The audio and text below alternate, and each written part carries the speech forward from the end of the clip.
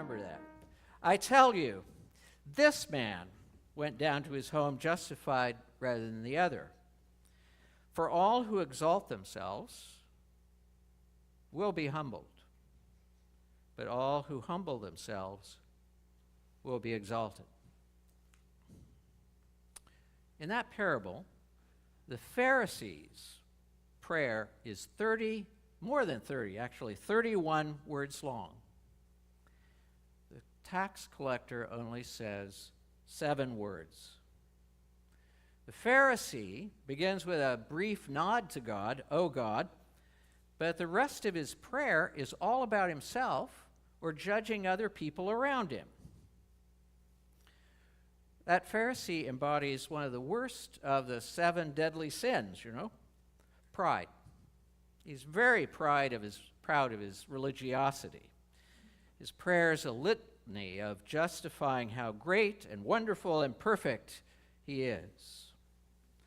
He's an illustration of that old proverb, the smallest package is a person wrapped up in themselves.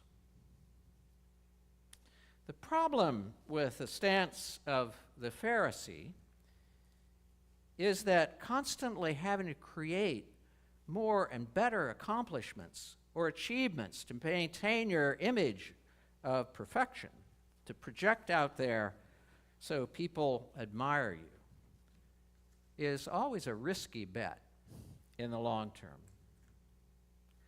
Always having to live up to the image we create for ourselves and for others is that it ends up often being a far heavier burden to maintain than we think. Having to justify ourselves as being the best all the time is an energy drain and a time and attention drain on us. All of us have a little of this tendency. We'll invoke almost anything to justify ourselves. Where we went to school. I went to one of those prestigious Ivy League schools. Where did you go? Surely not one of those old state schools. Money. I'm frugal and deprive myself of things so I can be really generous to others. How about fitness? I can do 100 push-ups. Can you? Or work. I work at X, Y, Z, and therefore I must make a lot of money. Where do you work? The problem with all those is in the long run they don't really work. Why not? Because we not only have to keep up proving to ourselves and others how wonderful we are, but we also have to keep adding more and more things to our list to stay ahead of new comparisons and to make ourselves keep up that image. The irony is that while imagining we're elevating ourselves, we're actually harming ourselves. We're exhausting ourselves trying to keep up our image, an image we've made to kind of project and be how people want to see us. Sometimes when that's not really who we are. And it isn't just our relationships with our own self that gets distorted by pride. It's also our relationships to others. The flip side of self-justification is a kind of envious comparison and smug condescension toward others. We saw that with the Pharisee. He can't help himself from not just talking about how great he is. He has to be condescending and have a kind of smug superiority to someone else, the tax collector. It's hard to build and maintain meaningful relationships with other people when we're constantly comparing ourselves to them and using them to build up our own self-image rather than see them as they really are. All this is what Paul calls justification by works. It's that life project we all fall into at one point or another of creating an image of ourselves that we think is what people will like, and then having to live up to that image and constantly build on it. The result is kind of pride that drives us to prove ourselves all the time. And it becomes a burden to keep up that projection, and it deprives us of meaningful relationships with other people. It's why in Paul's letter to the Romans, he says it's the letter of the law that kills, but the Spirit gives life. This Sunday is often the Sunday we celebrate Reformation heritage. It's the Sunday closest to the time of the year when Luther nailed his 95 Theses on the church door. And the parable this morning illustrates our tendency toward a pride that pushes us toward always having to prove ourselves a little better than everyone else, at something anyway, and the kind of burden that creates for us and our relationships. It's what Paul was calling, and what Luther was calling, that justification of ourselves through what we do.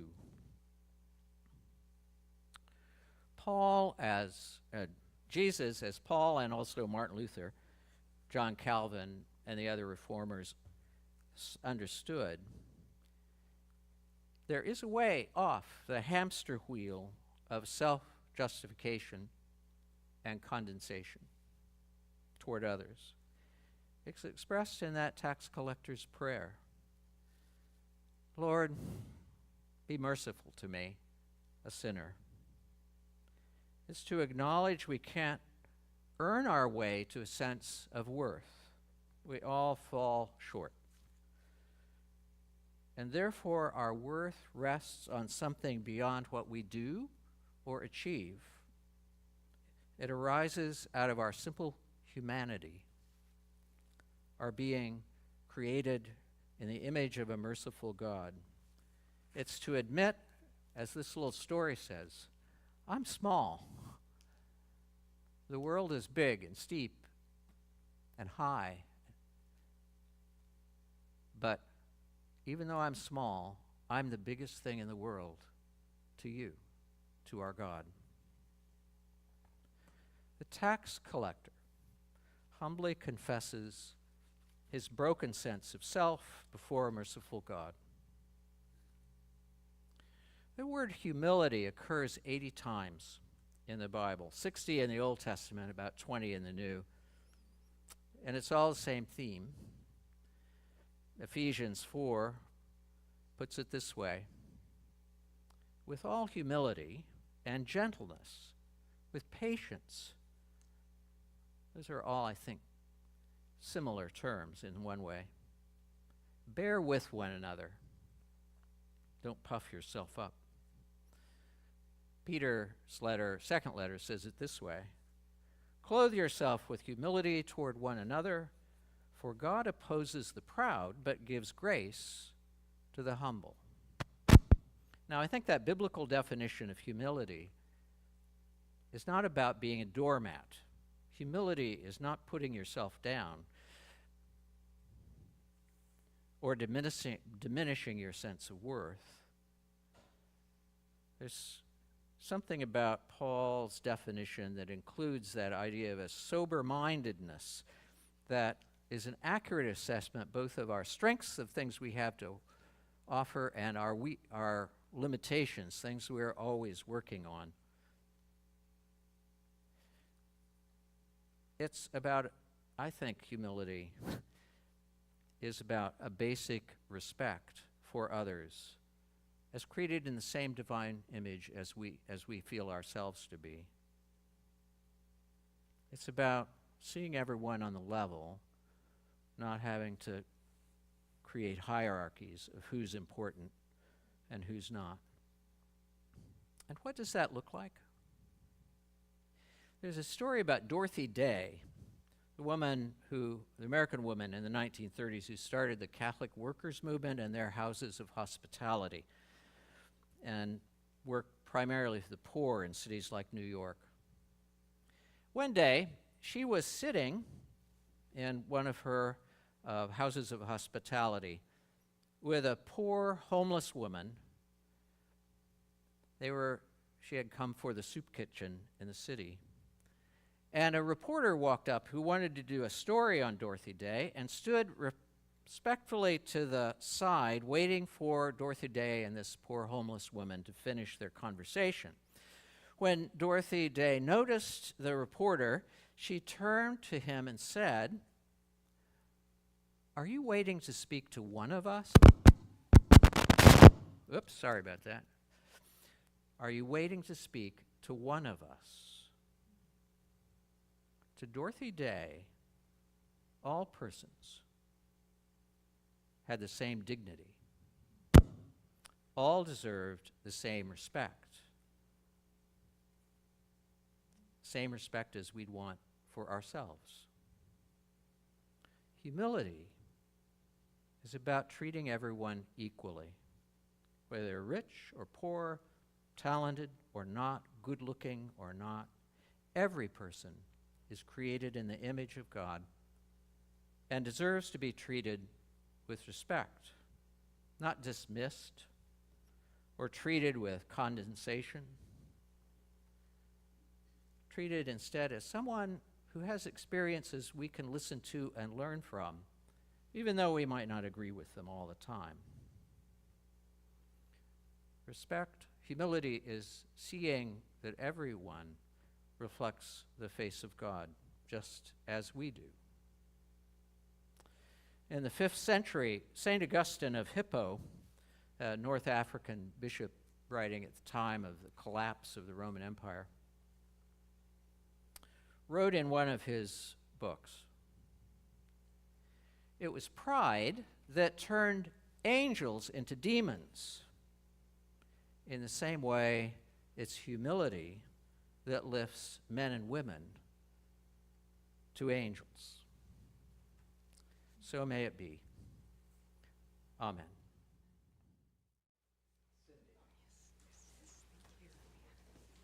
Good morning. Did you know that Reformation Sunday coincides with Halloween, both being observed on October 31st every year?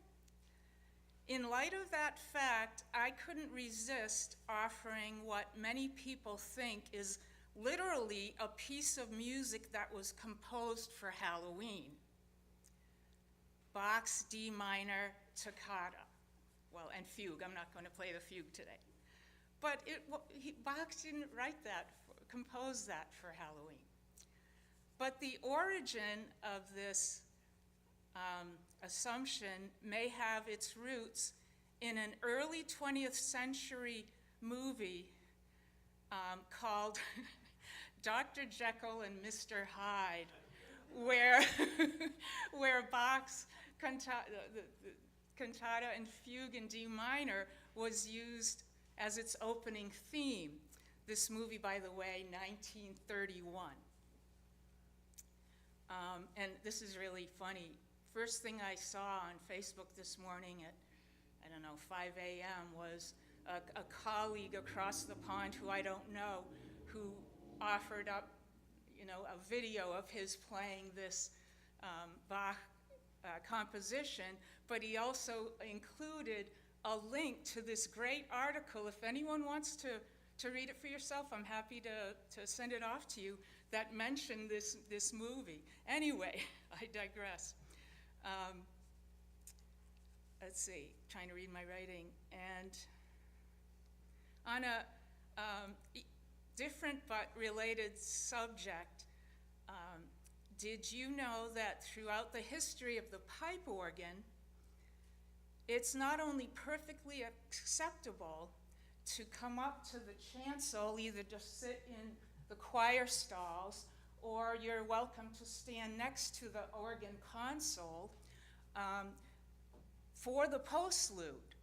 People are doing it right now, or, time zones all over the world, because it does sound differently up here. You're closer, Joe can attest to that, you're closer to the pipes, which is the organ. So I just wanted to invite anyone, not just today, but any time there's a postlude. Let's see. And if anyone wants to today, I will be setting the stops and preparing to give you time to come up. Enjoy the postlude.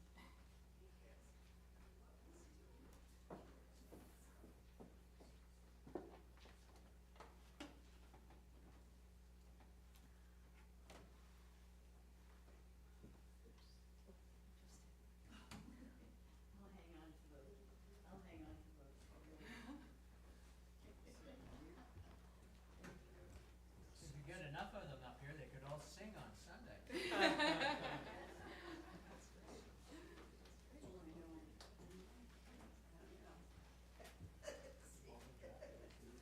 Wow. Thank you.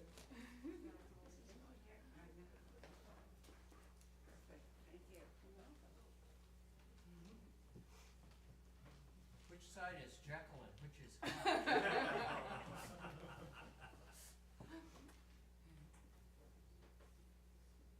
I've actually had some people say to me, oh, this is like the scary organ, and this is the only thing they've ever heard a pipe organ play. So